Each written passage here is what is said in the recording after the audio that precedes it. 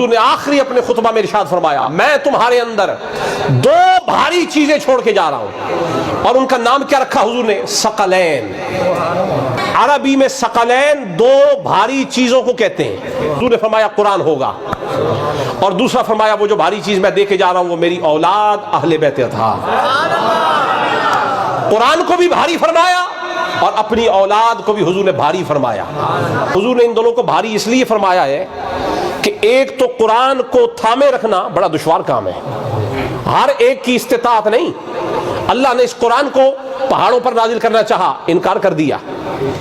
अल्लाह ने कायनात के मजबूत अजसाम पर नाजिल करना चाहा, हर शय ने इनकार कर दिया। मौला तेरे कलाम को हम नहीं थाम सकते।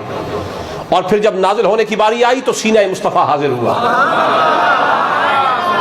मालूम हुआ कुरान शिकल वाली चीज है, भारी चीज है, हर एक इसको थाम नहीं सकता। सीना मुस्तफा आया। इसी तरीके से फरमाया आल भी हुजूर की ऐसी ही चीज है, हर एक की जसारत नहीं है कि आल के साथ ताल्लुक कायम रखे। आल को मानना भी बड़ा मुश्किल काम है। फरमाया नाम तो सुन्नियत का सारे लेते होंगे, असल सुन्नी वो होगा जिसके हाथ में दामन अहले बैत के भार हो। अहले बैत के साथ रहना और अपनी सुन्नियत को बचाए रखना बड़ा मुश्किल काम है।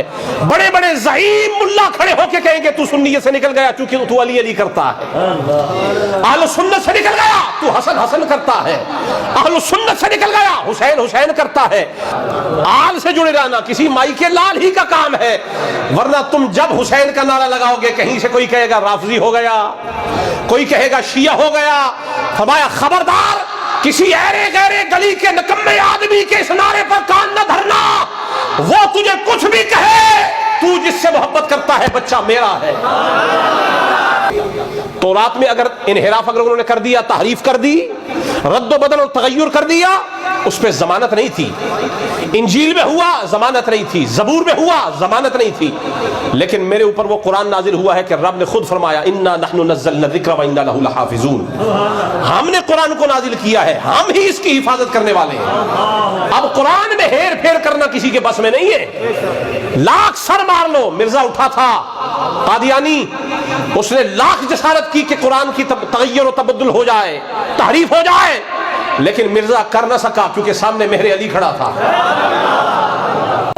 सामने जमात अली खड़ा था। एक मिर्जा उठा है तो सामने दो सैयद खड़े हो गए। एक मिर्जा उठा सामने दो सैयद खड़े हो गए।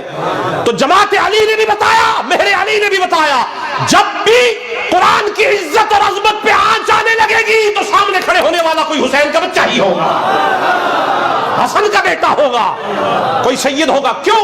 फरमाया इन दोनों को मुस्तफा ने उम्मत के हवाले किया है। कुरान के लिए अल्लाह ने जिम्मेदारी ली है कि इन्ना नहनु नज़्ज़लना ज़िक्र व इन्ना लहु लहाफ़िज़ून। हमने कुरान को नाजिल किया, हम ही इसकी हिफाजत करने वाले हैं।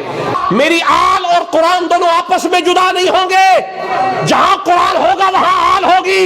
और अगर कोई बदखा मेरी आल को कुरान से जुदा करना भी चाहेगा, हसन न रहेंगे तो क्या हुआ, हुसैन आ जाएंगे। हुसैन न रहे तो क्या हुआ, ज़ैनुल आबिदीन आ जाएंगे। ज़ैनुल आबिदीन न हुए तो क्या बाकिर आएंगे, हज़रत जाफर सादिक आएंगे, मूसा कालिम आएंगे, अली तकी मोहम्मद तकी आएंगे, हसन अस्करी आएंगे। क़यामत तक फरमाया मेरे हसन की औलाद से मेरा बेटा महदी आएगा। न कुरान आल से जुदा होगा, न आल कुरान से जुदा होने वाली।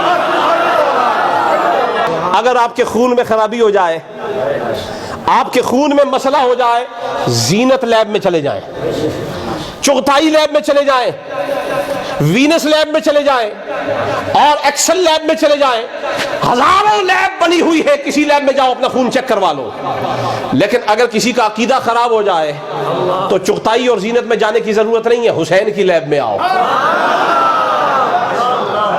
कैसे मालूम होगा कि किसी का अकीदा खराब है? जब से 61 हिजरी में करबला हुई है, उसके बाद अकीदे के परखने का एक ही मायार है, हुसैन का नाम लो, चेहरे के हालात देखते जाओ।